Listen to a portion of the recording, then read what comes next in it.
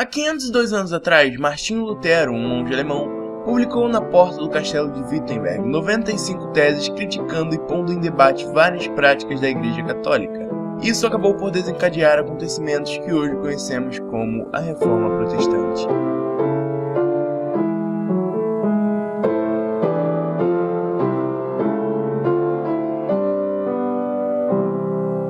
Voltemos ao século XVI.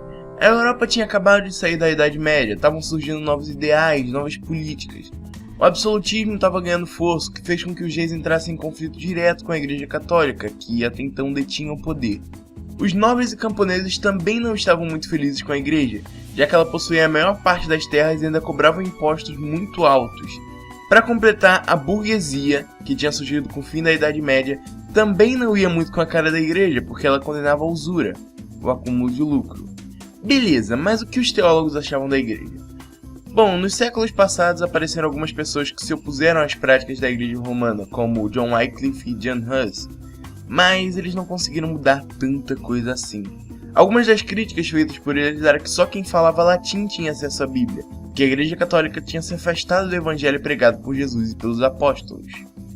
Para eles, os principais problemas da Igreja Católica na época eram a crença no purgatório, a adoração a santos, várias superstições como a venda de relíquias ou peregrinações a lugares considerados santos, e a corrupção interna da Igreja, com vários papas bem controversos. Mas, dentre todos os problemas, talvez o maior daquele tempo era a venda de indulgências. Basicamente, pagar pelo perdão dos pecados. Deixa eu explicar isso direito. O imperador do Sacro Império Romano Germânico era eleito por 7 pessoas, 4 príncipes e 3 arcebispos. Acontece que, na época, quando estava perto de escolher o novo imperador, um cargo de arcebispo estava vago. Então, uma das famílias que já tinham um voto resolveu pegar esse cargo vago para ter direito a 2 votos. Alberto de Brandemburgo ocupou esse cargo de arcebispo, só que ele era muito novo para exercer a função, então a família teve que comprar a autorização. Na verdade foi um suborno, né? Mas eles tiveram que comprar a autorização para o cargo.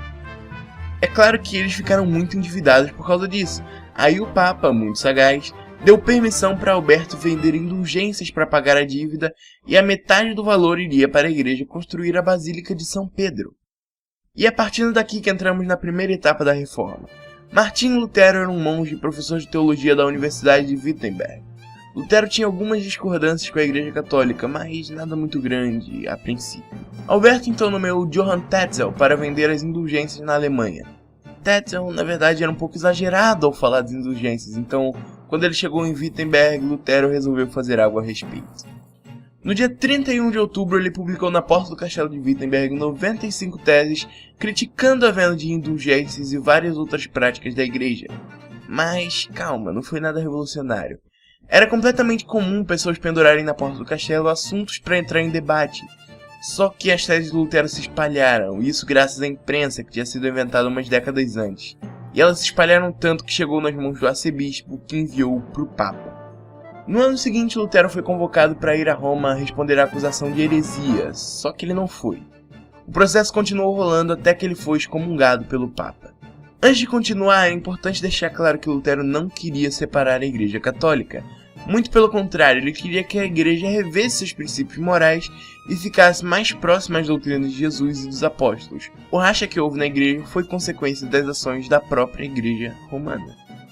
Nesse ano também rolou a Dieta de Worms, quando Lutero foi convocado para ir no parlamento e negar tudo o que ele tinha dito, e ele não fez isso. E a partir de lá foi promulgado o Edito de Worms, que considerava as ideias de Lutero como heréticas e criminosas. Então ele foi obrigado a fugir e se refugiar no castelo de Wartburg. E lá no castelo, com a proteção do príncipe, Lutero escreveu a tradução do Novo Testamento para o alemão. Alguns poucos seguidores meio radicais de Lutero começaram nessa época umas rebeliões armadas contra os nobres e o próprio Estado, mas o próprio Lutero era contra as rebeliões. Na Dieta de Speyer, em 1526, a Alemanha concedeu certa liberdade religiosa aos seguidores de Lutero, tanto que alguns príncipes até incentivaram o protestantismo em seus territórios. Mas isso não durou muito. 3 anos depois, por causa de uma outra dieta, todas as permissões concedidas aos luteranos foram revogadas. Daí, 6 príncipes e 14 cidades livres da Alemanha apresentaram ao imperador um documento para protestar contra a decisão tomada por ele. A partir disso, essa galera ficou conhecida como protestantes. Por causa da confusão, o imperador convocou mais uma dieta, agora em Augsburg, onde foi apresentada pelos luteranos a Confissão de Augsburg, uma confissão de fé. A Igreja Católica respondeu com um documento refutando a confissão. Como tréplica, os luteranos iriam apresentar a Apologia da Confissão de Augsburg, mas o imperador rejeitou. Do mesmo jeito, eles publicaram os 2 documentos que se tornaram a confissão oficial de fé das igrejas luteranas, e elas passaram a atuar mais nos territórios dos príncipes convertidos ao luteranismo.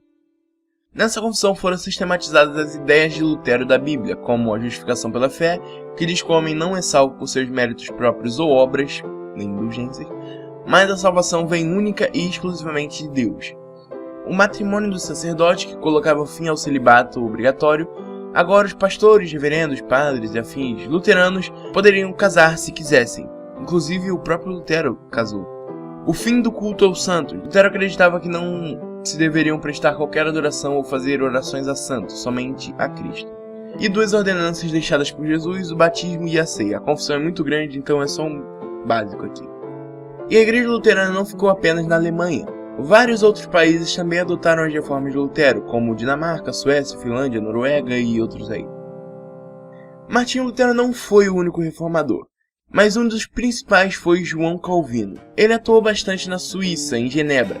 A cidade se transformou em uma espécie de centro do protestantismo na Europa, e de lá saíram muitos líderes e pós-reformadores. As maiores atuações de Calvino, no entanto, foram no campo de teologia, com seu sistema teológico, o calvinismo, junto com toda a sua teoria da predestinação.